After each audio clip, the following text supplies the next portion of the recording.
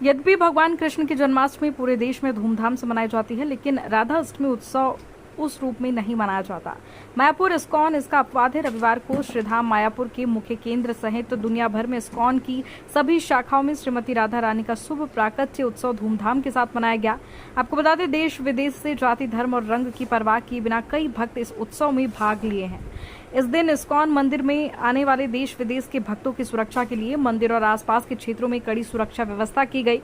इस संबंध में इस्कॉन मायापुर के जनसंपर्क अधिकारी रसिक गौरांग दास ने कहा कि राधा और कृष्णा एक ही हैं, एक में दो, दूसरे में दो, दोनों समान हैं। जैसे दूध और उसकी सफेदी, अग्नि और उसकी उग्र शक्ति, शक्ति और शक्तिशाली को अलग नहीं किया जा सकता, उसी प्रकार राधा कृष्ण एक आत्मा है जिनके दो शरीर हैं। भगवान विभिन्न युगों में विभिन्न लीलाओं में लिप्त होने के लिए अवतरित होते हैं। जैसे त्रेता युग में भगवान श्री रामचंद्र सीता देवी के साथ लीला संगिनी के रूप में प्रकट हुए थे, इसी प्रकार द्वापर युग में परम भगवान श्री कृष्ण श्रीमती राधा रानी के साथ अवतरित हुए। उन्होंने कहा कि 5252 वर्ष पूर्व भाद्र मास की शुक्ल अष्टमी तिथि को श्रीमती राधा रानी का जन्म सोमवार को दोपहर के समय रवील नामक गांव में राजा वृषभानु के घर कीर्तिदा देवी के यहाँ हुआ था। वहीं वर्तमान विश्व संकट में पुरुष और महिला की संयुक्त शक्ति के साथ मानव समाज में एक नई जागृति हो सकती है। ये कहा जा सकता है कि तीसरी राधा अष्टमी के अवसर पर अच्छी तरह से सजाए गए मायापुर इस्कॉन चंद्री मंदिर को सर्वश्रेष्ठ में से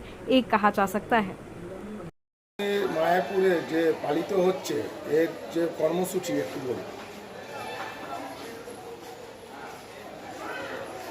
হরে কৃষ্ণ।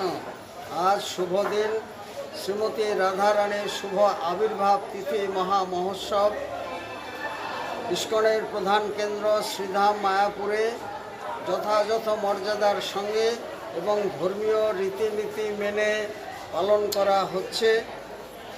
ভগবান শ্রীকৃষ্ণ ধরাধামে আবির্ভূত হয়েছিলেন 5252 বছর পূর্বে এবং রাধারানীও আবির্ভূত হয়েছিলেন 5252 বছর পূর্বে। তাদের জন্মের তফাৎ শুধুমাত্র 15 দিন। কৃষ্ণাষ্টমীতে জন্মগ্রহণ করেছিলেন শ্রীকৃষ্ণ এবং শুক্লাষ্টমীতে জন্মগ্রহণ করেছিলেন শ্রীমতী রাধা রানী।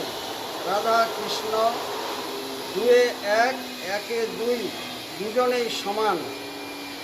যেমন অগ্নি এবং তার দাহিকা শক্তি আলাদা করা যায় না, দুধ এবং তার ধবলত্ব আলাদা করা যায় না, শক্তি শক্তিমান আলাদা করা যায় না, তদ্রূপ রাধা এবং কৃষ্ণ একে দুই, দুয়ে এক, দুজনেই সমান এবং যুগে যুগে ভগবান অবতীর্ণ হন ধরাধামে জীব জগতের কল্যাণের জন্য এবং শ্রীধাম মায়াপুর সহ বিশ্বব্যাপী সমস্ত শাখা কেন্দ্রে ইস্কনের, তাছাড়া সমস্ত রাধা কৃষ্ণ মন্দিরে এই উৎসব মহা সমারোহে পালন করা হচ্ছে।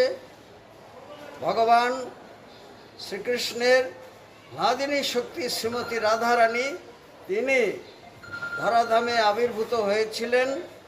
আমাদের সেই উৎসবকে কেন্দ্র করে ভোর 4:30টার সময় মঙ্গল আরতি দিয়ে শুরু এবং সাতটায় রাধা রানীর জীবন বৃত্তান্ত আলাপ আলোচনা বিভিন্ন ভাষায়, 8টার সময় দর্শন আরতি, 9:30টায় সাংস্কৃতিক অনুষ্ঠান, 10টা থেকে অভিষেক, তারপরে ভোগরাগ হবে, পুষ্পাঞ্জলি হবে এবং 1টার সময় প্রসাদ বিতরণ করা হবে। বিকেলে শোভাযাত্রা হবে, দীপদান হবে, সন্ধ্যারতি হবে এবং রাধারানীর উদ্দেশ্যে কেক কাটা হবে। আজকের এই শুভ দিনে শ্রীমতী রাধা রানীর কাছে আমাদের প্রার্থনা, তিনি জীবজগতের কল্যাণ সাধন করুন। অসত মা সদ্গময়, তমস মা জ্যোতির্গময়, মৃত্যুর মা অমৃতম গময়। ওম শান্তি, ওম শান্তি, ওম শান্তি।